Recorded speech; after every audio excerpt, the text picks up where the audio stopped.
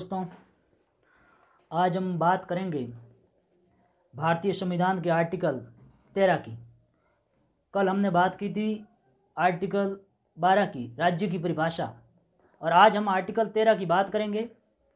Article 13 ये कहता है कि संविधान लागू होने से पूर्व 26 जनवरी 1950 को जब हमारा देश का संविधान लागू हुआ, उससे पूर्व जो विधियां बनाई गई थी उन विधियों का प्रभाव क्या रहेगा अगर वो मूल अधिकारों के खिलाफ है तो।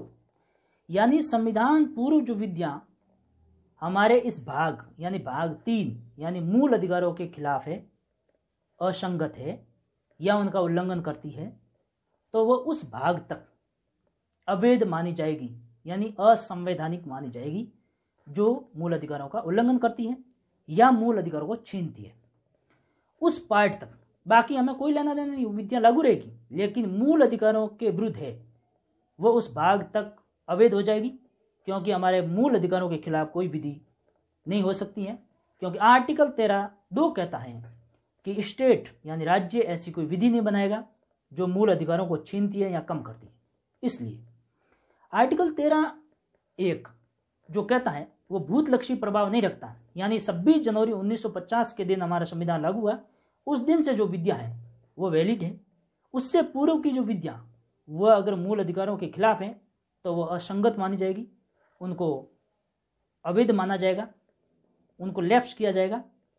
और आर्टिकल 13(1) में सबसे इंपॉर्टेंट समझने के लिए सिद्धांत भी है, जिसमें एक पृथक्करणीयता का सिद्धांत है, एक आच्छादन का सिद्धांत है, एक अभित्याग का सिद्धांत है। हम थोड़ी थोड़ी बात तीनों टॉपिक सिद्धांत में करेंगे ताकि आर्टिकल 13(1) अच्छी तरह से समझ में आ जाए। पृथक्करणीयता सिद्धांत का मतलब होता है कि अलग करना, यानी हमारे संविधान लागू होने से पूर्व जो विधियां बनी हैं उन विधियों को अगर वो मूल अधिकारों के खिलाफ है तो क्या वो पूरे अधिनियम को ही खत्म कर दिया जाए या उस भाग को खत्म किया जाए जहां तक हमारे मूल अधिकारों के खिलाफ है। पृथक्करणीयता का सिद्धांत ये कहता है कि पूरे अधिनियम को खत्म करने की कोई जरूरत नहीं है अगर वो भाग जो भाग 3 के खिलाफ है, यानी उस अधिनियम का वो भाग या वो अनुच्छेद या वो सेक्शन जो हमारे मूल अधिकारों के खिलाफ है, उस भाग तक उस मात्रा को खत्म कर दी जाए और बाकी वाला अधिनियम वैलिड बना रहेगा। यानी कहने का मतलब यह है कि कोई अधिनियम पहले बनाया गया था और वह अधिनियम भाग 3 के खिलाफ थोड़ा सा है, मतलब 10 आर्टिकल हैं और थोड़ा सा 2-4 आर्टिकल हमारे भाग 3 के खिलाफ हैं, तो वह 2-3 आर्टिकल को खत्म कर दिया जाए और बाकी वाला अधिनियम वैलिड बना रहेगा। इसमें एक सबसे अच्छा सुप्रीम कोर्ट ने एक के गोपालन बनाम मद्रास राज्य के केस में निर्णय दिया। उसमें निवारक निरोधक अधिनियम 1950 की धारा 14 को सुप्रीम कोर्ट में चैलेंज किया गया। धारा 14 ये कहती थी कि हम किसी व्यक्ति को गिरफ्तार करेंगे तो उसकी वैलिडिटी यानी गिरफ्तारी सही है या गलत, विधि मान्य है या नहीं, इसको चैलेंज नहीं कर सकते हैं कोर्ट में। ये हमारी संसद ने कानून बनाया। सुप्रीम कोर्ट ने इस भाग के आर्टिकल जो सेक्शन 14 थे उसको असंवैधानिक घोषित किया और सुप्रीम कोर्ट ने कहा कि इस धारा 14 को अवैध घोषित कर दिया जाए क्योंकि ये भाग 3 के खिलाफ है। ये हमारी जुडिशियल रिव्यू को खत्म करना चाहती है और जुडिशियल रिव्यू को आप खत्म नहीं कर सकते हैं क्योंकि जुडिशियल रिव्यू बेसिक स्ट्रक्चर है, आधारभूत ढांचा है। कोर्ट ने कहा सेक्शन 14 को हटाने से बाकी अधिनियम पर कोई प्रभाव नहीं पड़ेगा, इसलिए सेक्शन 14 को निकाल दिया जाए। दूसरा सिद्धांत है आच्छादन का सिद्धांत, जिसका मतलब होता है कि अधिनियम से पूर्व यानी संविधान लागू होने से पूर्व कोई अधिनियम है और उस अधिनियम को खत्म नहीं किया जाएगा, ग्रहण लग जाएगा। ग्रहण का मतलब होता है कुछ टाइम के लिए उस पर छाया आ जाना, और जब ग्रहण खत्म हो जाता है तो वापस वही अपना प्रकाश देना शुरू कर देता है। यानी कोई अधिनियम जो मूल अधिकारों के खिलाफ है तो उसको मृत छाया में डाल दिया जाए, यानी एक आप क्या कहते हैं उसको मृत रूप में डाल दिया जाए, वो इसका मतलब ये नहीं है कि वो कभी जीवित नहीं होगा। जब इसकी जरूरत होगी, जब इसकी हमें आवश्यकता होगी, तब उसको पुनः जीवित किया जा सकता है। यानी पृथक्करणीयता का सिद्धांत तो ये कहता है कि उस भाग तक खत्म कर दिया जाए जो भाग 3 के विरुद्ध है अधिनियम का, और आच्छादन का सिद्धांत कहता है कि उस भाग पर ग्रहण लग जाए और जब उसकी जरूरत होगी तो उसको पुनः जीवित किया जा सकता है। इसमें खत्म नहीं किया जाएगा, केवल और केवल उसको रोक दिया जाएगा एक तरह से, और जब इसकी जरूरत होगी तो हम उसको वापस पुनर्जीवित कर सकते हैं। उसके बाद में आता है अभित्याग का सिद्धांत। अभित्याग मतलब है त्याग नहीं किया जाएगा। इसमें अभित्याग का सिद्धांत का मतलब होता है कि कोई भी व्यक्ति भारत का वह अपनी इच्छा से मूल अधिकारों का त्याग नहीं कर सकता है। यानी कोई व्यक्ति ये नहीं कह सकता है कि मूल अधिकारों की मुझे जरूरत नहीं है, मैं मूल अधिकारों को नहीं मानूंगा। जैसे आर्टिकल 24 कहता है कि 14 वर्ष से बच्चों को किसी भी काम पर नहीं लगाया जाए, और कल कोई 13 साल का बच्चा कह दे कि मुझे मूल अधिकारों की जरूरत नहीं है, मैं मूल अधिकारों को क्या करूं, मुझे तो काम पे जाना है, मैं मजदूरी करूंगा, ऐसा नहीं कर सकता। क्योंकि मूल अधिकार किसी व्यक्तिगत हित के लिए नहीं है, ये लोक हित के लिए है, पब्लिक इंटरेस्ट के लिए है। इसलिए कोई भी व्यक्ति अपनी इच्छा से मूल अधिकारों का त्याग नहीं कर सकता है। यह आर्टिकल 13 का क्लॉज 1 जिसके सिद्धांत कहते हैं। अब आर्टिकल 13 का क्लॉज 2 कहता है कि राज्य ऐसी कोई विधि नहीं बनाएगा जो मूल अधिकारों के विरुद्ध हो। सबसे इंपॉर्टेंट बात यह है कि स्टेट ऐसा कोई लॉ नहीं बनाएगा जो हमारे मूल अधिकारों के खिलाफ हो, मूल अधिकारों को कम करता हो, मूल अधिकारों को छीनता हो। ये राज्य के पास कोई पावर नहीं। 13(3) कहता है कि विधि यानी विधि का बल रखने वाले वे सभी, जिसमें इंपॉर्टेंट है अध्यादेश, आदेश, उपविधि, नियम, उपनियम, अधिसूचना, प्रथा या रूढ़ी, ये चीजें विधि आती। अब ये इंपॉर्टेंट है 13(3), बहुत इंपॉर्टेंट है 13(3), बहुत इंपॉर्टेंट और समझना बहुत जरूरी है। 13(3) में विधि लॉ होता ही है।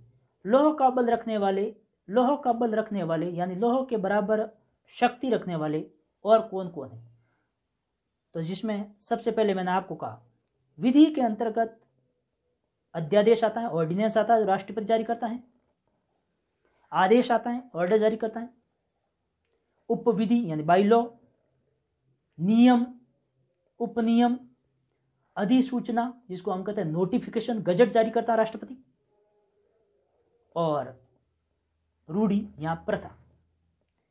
ये सब चीजें विधि है। अब सबसे इंपॉर्टेंट इसमें यह है कि ये सब विधि का बल रखते हैं। यानी कोई अध्यादेश जारी हो गया तो हम कहते हैं कि ये कानून है, कोई नोटिफिकेशन सरकार जारी करती है तो हम कहते हैं कि कानून है। तो ये सब चीजें जो है ये विधि का प्रभाव रखती हैं। और 13(3) में बहुत फिक्स चीजें हैं जिनको समझना बहुत जरूरी है, और उसमें सबसे इंपॉर्टेंट है रूढ़ी या प्रथा। क्योंकि बाकी चीजें तो हमारे क्लियर है, हमें समझ में आता है कि अध्यादेश कौन जारी करता है, आदेश कब होता है, विधि क्या होती है, उपविधि क्या होती है, नियम क्या होते हैं, उपनियम क्या होते हैं। लेकिन रूढ़ी और प्रथा में कंफ्यूजन सबसे ज्यादा होता है। आज मैं आपको रूढ़ी और प्रथा के बारे में थोड़ा बता दूं कि प्रथा कुछ समय के लिए चलन होती है, कुछ समय के लिए रीति रिवाज, ऐसा कोई हमारी रीति रिवाज जो कुछ समय के लिए चला आ रहा है उसको हम प्रथा कहते हैं। हम कहते हैं ये तो हमारा रिवाज है, ये हमारी रीति है। और प्रथा ये हो गई। और रूढ़ी प्रथा अगर लंबे टाइम तक चलती है तो वो रूढ़ी का रूप धारण कर लेगी। यानी प्रथा का अगला स्टेप रूढ़ी है, कस्टम है। और रूढ़ी के लिए हमारे सब का अलग अलग मत है। अंग्रेजी लोग कहता है कि रूढ़ी वो है जो याददाश्त से परे है, यानी आउट ऑफ मेमोरी। हमें याद नहीं है कि ये प्रथा, ये रिवाज कब से चला आ रहा है। अगर हमें याद नहीं है, हमें इसका पता नहीं है कब से आ रहा है, कब स्टार्ट हुआ था, तो उसको हम रूढ़ी कहेंगे। फिर 15वीं काउंसिल आया, 13वीं काउंसिल ने कहा कि 40 साल से चली आ रही 40 साल से चली आ रही रिवाज या प्रथा रूढ़ि कहलाएगी, यानी उसने टाइम पीरियड 40 साल दिया। हमारे इंडियन लॉ में इस रूढ़ि के बारे में 100 साल माना गया है और उसमें लिखा है कि कंटिन्यू 100 साल से चली आ रही प्रथा रूढ़ि होगी और उसमें 25 साल से ज़्यादा ड्यूरेशन का अंतराल, यानी उसमें गैप नहीं होना चाहिए 25 साल से ज़्यादा। अगर वो 25 साल से ज़्यादा गैप नहीं है और 100 साल से चली आ रही है तो वो रूढ़ि कहलाएगी। रूढ़ि की विशेषताएं होती हैं, उसमें सबसे इंपॉर्टेंट होती है कि वो कंटिन्यू हो, लगातार हो, अपरिवर्तन हो, और इसमें लगातार चली आ रही हो, अपरिवर्तन हो और लोक नीति के विरुद्ध न हो। सबसे इंपॉर्टेंट, ऐसी रूढ़ि जो लोक नीति के विरुद्ध है उस रूढ़ि को अवैध घोषित किया जाता है। बाकी रूढ़ि को लॉ माना जाता है। जैसे सती प्रथा एक टाइम में रूढ़ि थी और वह पवित्र माना जाता था, लेकिन 1829 में लॉर्ड विलियम बेंटिक यानी राजा राम मोहन राय के प्रयासों से सती प्रथा को अवैध घोषित कर दिया।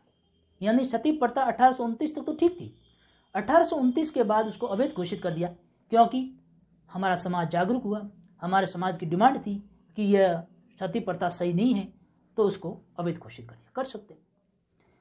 हमारे समाज में बाल विवाह होते आ रहे हैं, ये बाल विवाह भी एक रूढ़ि थी, प्रथा थी, चली आ रही थी, और इसको 1929 में एक एक्ट बना जिसका नाम था शारदा हरविलास एक्ट। उसके प्रयासों से यह कानून बना और उसके बाद हमारी संसद ने भी 2006 में बाल विवाह निरोधक अधिनियम 2006 बना दिया। इसमें बच्चों की शादी जो 18 वर्ष और 21 वर्ष, यानी लड़की की 18 और लड़के की 21 साल से कम विवाह करना अवैध माना जाएगा। ये हमारी प्रथा। राजस्थान में मृत्यु भोज, जो यूपी बिहार में 13वीं कहते हैं, राजस्थान में मृत्यु भोज पर भी राजस्थान सरकार ने 1960 में या 1960 में मृत्यु भोज पर भी प्रतिबंध लगा दिया, जिसमें लिमिट कर दिया कि आप 100 मेहमान को खाना दे सकते हैं, इससे ज़्यादा लोगों को आप खाना नहीं दे सकते हैं। तो ये 1960 में हमारा एक्ट बन गया, क्योंकि समाज की डिमांड थी कि नाजायज़ किसी गरीब व्यक्ति पर समाज उसके ऊपर दबाव बना के उससे मृत्यु भोज करवाता है, जिससे उसका परिवार बर्बाद हो जाता है। तो ये एक परंपरा थी जिसको हमारे समाज जागरूक हुआ। यानी आज के टाइम में जो प्रथा है वो जरूरी नहीं है कि आने वाले टाइम में वैध हो सकता है आने वाले टाइम में उसको हमारा समाज जागरूक हो और उसको खत्म कर दे। ये रूढ़ी और प्रथा का इम्पोर्टेंट चीज़ यही है कि कुछ चीज़ें ऐसी जो चली आ रही है उसको समाज मान्यता देता है और उनको हम रूढ़ी कहते हैं, समाज के मुताबिक चलती हैं, और जब समाज के मुताबिक नहीं चलती हैं तो उसको अवैध करार कर दिया जाता है। और दोस्तों, विधि के अंतर्गत संविधान संशोधन अधिनियम, यानी संविधान संशोधन अधिनियम के द्वारा जो संशोधन किए जाते हैं, क्या विधि है या विधि नहीं है। अगर वो संविधान संशोधन में किया गया कोई भी संसद के द्वारा संशोधन अगर विधि है तो उसका क्या प्रभाव रहेगा, और विधि नहीं है तो इसका क्या प्रभाव रहेगा। ये कल हम आर्टिकल 368 को पढ़ेंगे, तब हम बताएंगे कि यह 368 संविधान संशोधन विधि के अंतर्गत आता है या नहीं।